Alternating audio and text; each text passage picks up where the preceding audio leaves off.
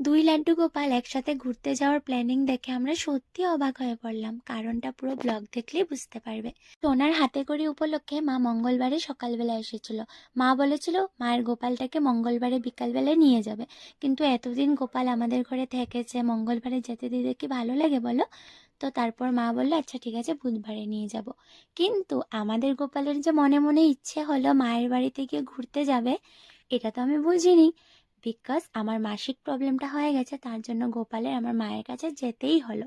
তো আমার বর ডিউটির থেকে এসে কাপড় উপর চেঞ্জ করে তারপর দুনো গোপালকে রেডি রেডি করিয়ে এই ঝুড়িটার মধ্যে বসিয়ে দিল। আর আমার গোপাল যেহেতু মায়ের বাড়িতে যাবে, ওর জিনিসপত্র তো প্যাকিং করে দিতে হবে, তাই নাকি? তো তার জন্য আমি পুরো বরকে বলে দিলাম তুমি সব ঠিকঠাক করে দাও। মায়ের গোপালটাও যেহেতু চলে যাবে, তো গপু সোনার জন্য কিছু গিফট আমরা দিলাম, একটা ড্রেস, বাঁশি, মুকুট আর একটা চুল গিফট করেছিলাম। তারপর আমাদের গপুর জন্য এই যে সমস্ত ঠান্ডার কাপড়গুলো রেডি করে দিয়েছি, যেহেতু ও নায়র যাচ্ছে 1 সপ্তাহের জন্য।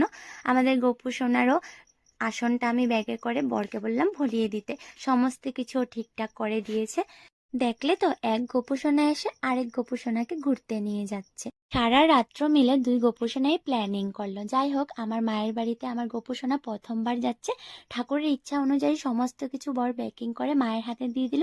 যাওয়ার পথে দুই গপুদের জন্য চকলেটও নিয়ে দিল। এইবার মা গপুদের নিয়ে সন্ধ্যার আগে আগে বাড়ি যাচ্ছে। রাধে রাধে, টাটা।